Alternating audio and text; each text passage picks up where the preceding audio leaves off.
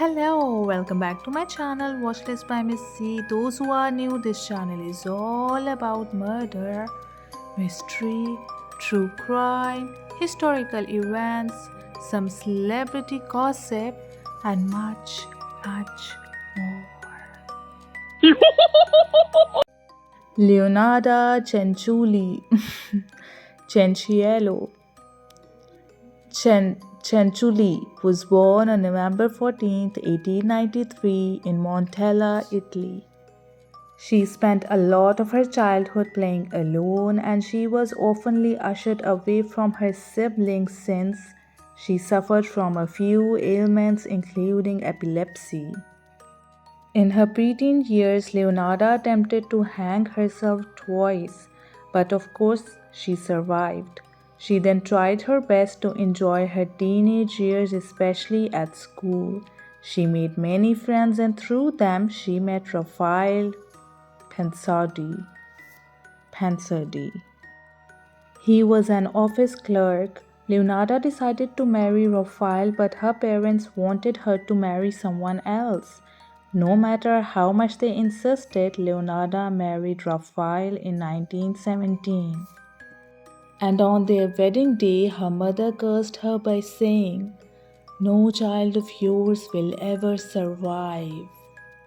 Leonarda loved visiting fortune tellers. In early years of her marriage, she visited a gypsy fortune teller who told her that you will marry and have children, but all of your children will die.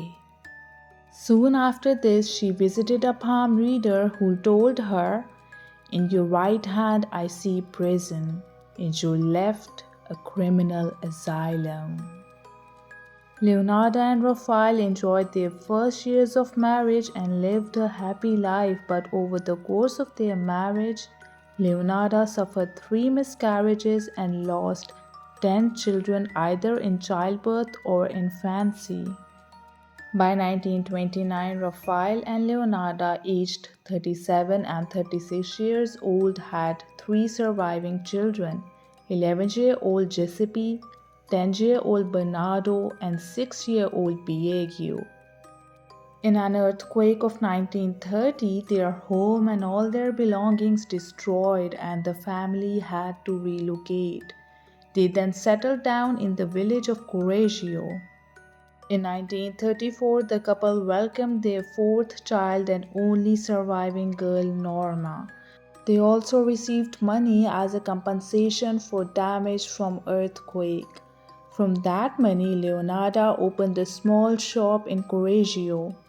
In it, she sold homemade baked goods, handmade soaps, she would sell used clothes, and also would perform palm readings or astronomy and spiritual readings as well.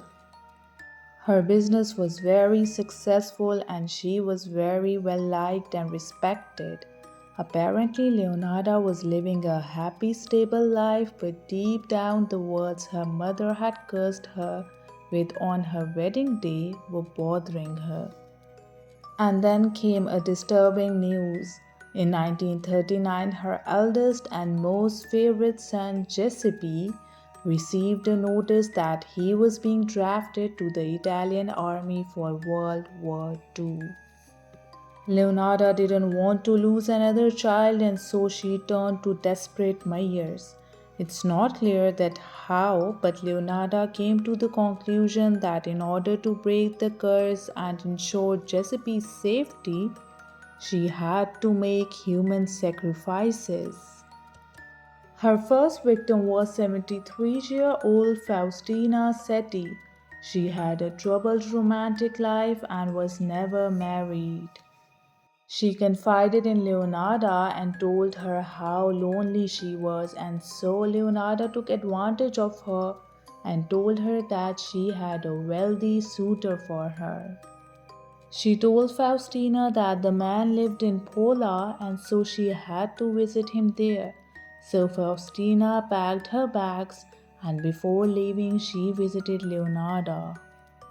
Leonarda offered her a glass of wine which she had drugged, and when Faustina fell unconscious, Leonarda grabbed an axe and murdered her. Leonarda then cut the body into pieces and then threw the body parts into a large pot along with 15 pounds of caustic soda. It all dissolved and the thick gel-like texture was formed, which she then discarded. Leonarda waited for the blood to solidify and then she ground it up and mixed it in with cake batter and made tea cakes. She also used the blood to make small chocolates. She then served these to her friends, family, and neighbors. Leonarda also took Faustina's life saving of 30,000 Italian lire. On September 5, 1940, Leonarda found her next victim, Francesca Soavi. She was unemployed and was looking for a job, and so Leonarda lied to her that she found a teaching job for her abroad and made her write letters to her friends detailing her trip. She then drugged Francisca's wine, killed her with an axe, baked her into tea cakes, and stole her money. Her third and last victim was Virginia Cacioppo.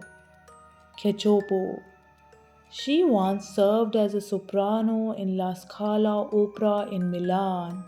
Leonarda told Virginia that she had a connection with an impresario in Florence. I'm trying really hard here. Please subscribe to my channel if you haven't already. So she told Virginia that she had a connection with an impresario in Florence and could set up an arrangement for Virginia to take the stage once more. So on September 30th, 1940, Leonarda spiked Virginia's wine and killed her with an axe. But this time, instead of only baking her body into tea cakes and feeding them to her neighbors, Leonarda also melted her flesh down and turned it into soap. She later told that Virginia's flesh was fat and white and made the most creamy soap. But this time, Leonarda didn't commit the perfect murder. Virginia's sister-in-law got very worried about her. She even saw her for the last time entering Leonarda's house. And then Virginia vanished. Her sister-in-law even saw Leonarda selling some of the clothes, hats, etc. that belonged to Virginia. And so she reported Virginia's disappearance to police, and the police immediately investigated Leonarda, who at first defended herself, but when the police shifted the blame toward her beloved son Giuseppe, that's when she finally broke down and admitted to everything. In Leonarda's home, police found an axe, a hammer, a hacksaw, a kitchen cleaver, as well as traces of blood in the bathroom and the pantry. Leonarda got a 33-year sentence with 30 years in prison and 3 in criminal asylum. On October 15, 1970, Leonarda died of cerebral apoplexy while she was still in the asylum. She was 79 years old. Hope you all liked the video. Share it with your friends and family. Thank you.